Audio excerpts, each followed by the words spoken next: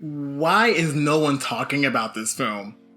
Like, it's so great and so gay.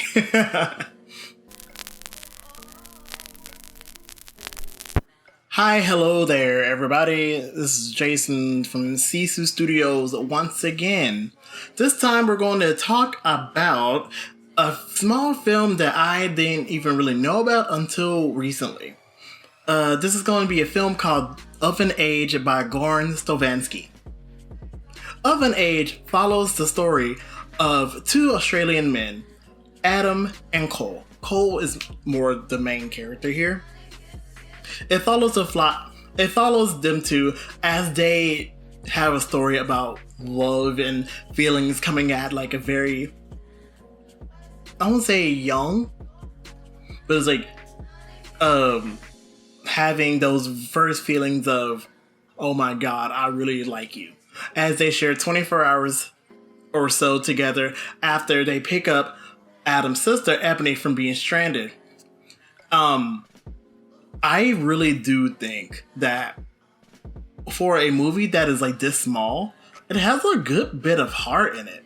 It kind of seems to come from nowhere, and it kind of reminds you of one of those conversation films from the 90s, like Before Sunrise.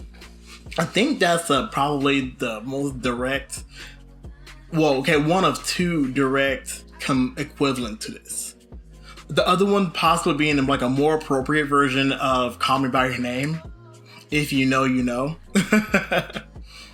This film, it lives and breathes intimacy. This is a very, very intimate film. Like, probably just as intimate, if not more intimate, as something like the Titanic, which is an epic, or like I said, with Linklatter's Before series. It just feels very you can tell the feelings between these two people, and it's very prevalent throughout the whole film. It's also kind of funny. So we get a deep look at a lot of these people, especially starting from Ebony. Ebony is the first person we see in the film. She's like waking up, she's like stranded, probably had like a huge like party the night before and got stranded, like most parties happen, I guess, during the 90s.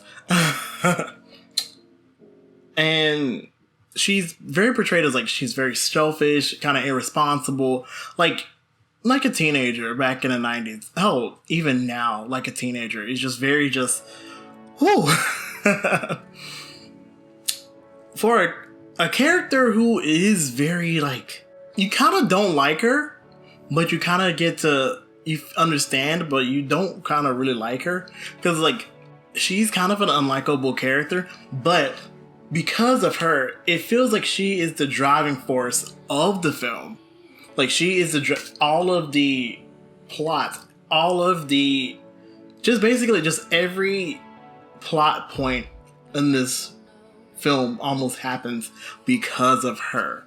Because of Ebony, or everything kind of seems to revolve around Ebony, which you think does not cause these characters not as much autonomy, but it just comes off as like these two people, Cole and Adam, just really caring for her. But as with the actual concept of the film, as much as she is the driving point of the film, is almost treated like, it's kind of like she's giving a main character status. The real meat and potatoes is the relationship between Cole and Adam. So they have their little thing in 1999 with, of course they have a very just like intimate moment. Feelings form, and we are delved into a day of slowly bubbling and budding relationship until things come to a head at a party. They meet again after so long, after I think 11 years, for Ebony's wedding.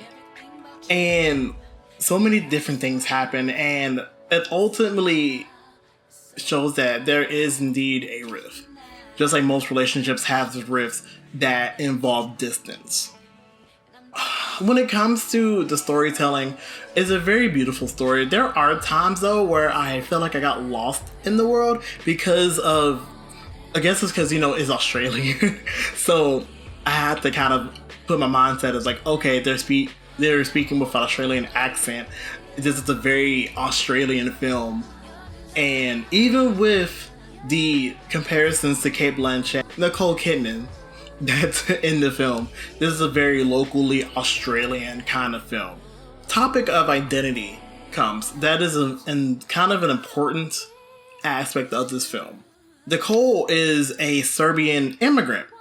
His family came from, I think he's like a first gen.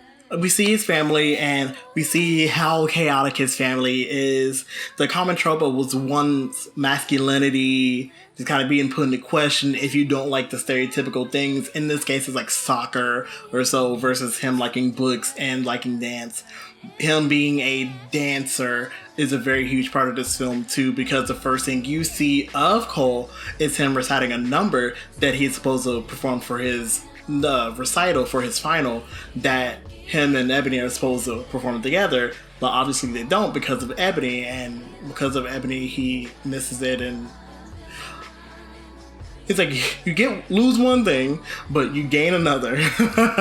You gain a relationship but you lost your chance to do your final. Sad face. On the other hand, Adam and Ebony's family, you see them as well as for the most of the 1999 half of the film. You see them kind of, interact with, because in this case, Eric. In this case, Adam is leaving, so they spend a lot of his time with his last day being there before going off on his way to go to get his PhD. Another aspect of it is that it's a very international feeling film as well, because you get features a lot of different kinds of music from France, I think Spanish as well.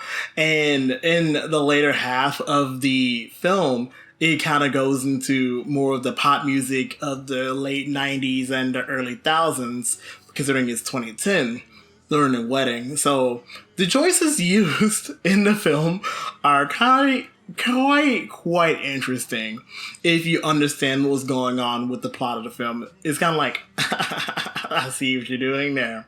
A great choice in music. The camera work, though, is what I feel like plays into showing these feelings of intimacy. As much of the intimacy shown, we see Cole and Adam's faces close up whenever they're speaking to each other. You can tell the intimacy is there. You can tell that the bond is forming, because every time you see them, they're up close. But when they're distant, you see the camera go into more wide shots or establishing shots. It kind of makes the camera not its own character, but a manifestation of the distance between the two characters, whether or not they're together or not. Much of the film shows this camera work whenever there is a rift in their relationship or something. There's a wide shot. Everything's wide. It kind of shows just the world around them.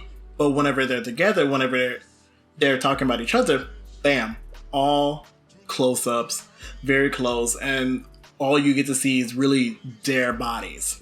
Cole goes to the party, for example, much of his anxiety shows in the camera work, in the way that it's like everything is handheld and kind of follows him, but it's very close up. You can see the anxiety from being around taking hold. Whenever he goes to see Ebony and Adam, whenever they see each other, everything's calm.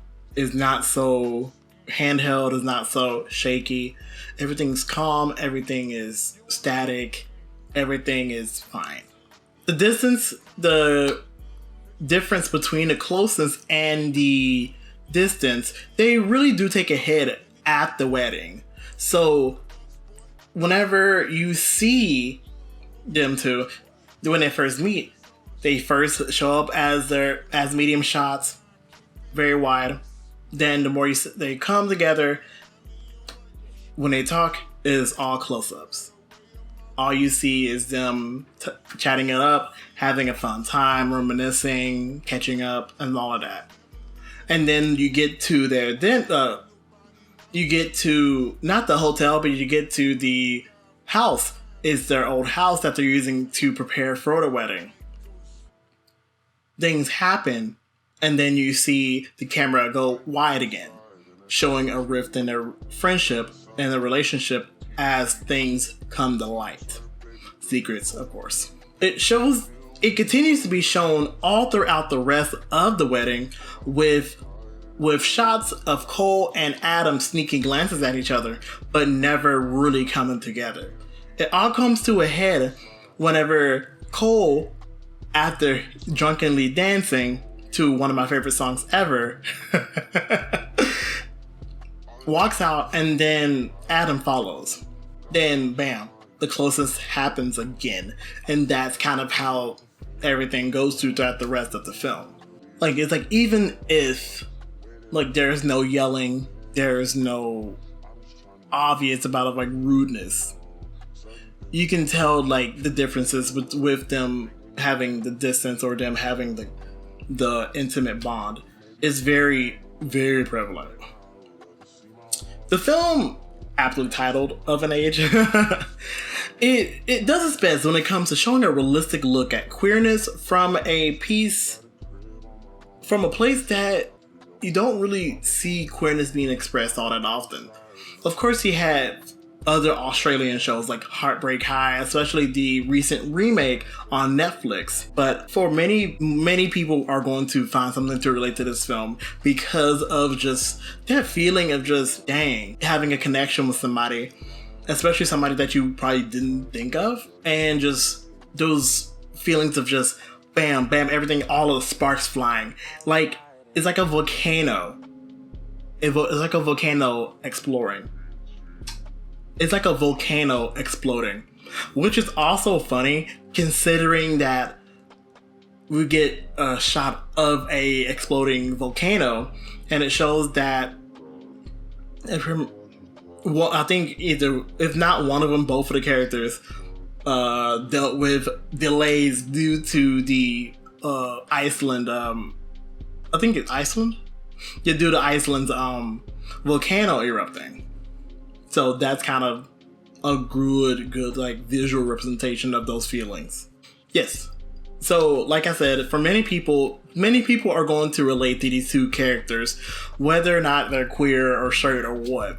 And it's just the intersection of queerness, of ethnic identity especially, kind of comes into play with, especially when you think of Cole. So I think, like I said before, the best comparisons to think of this film are Call Me By Your Name, but more appropriate, and kind of like Before series from Linklater. Those are pretty good representations of the mindset you should have coming into this film. I do highly recommend, if you like to, go in kind of blind, because I feel like you'd be surprised with just how deep this film goes. And for a coming of age story, I think that's always welcome. So I think that's gonna be it for today. Of course, thank you again for liking this video, for subscribing, for watching this video. And like I said, if you want more, please like and subscribe. Comment down below if you made it this far, and just thank you. And until next time, see ya. Actually,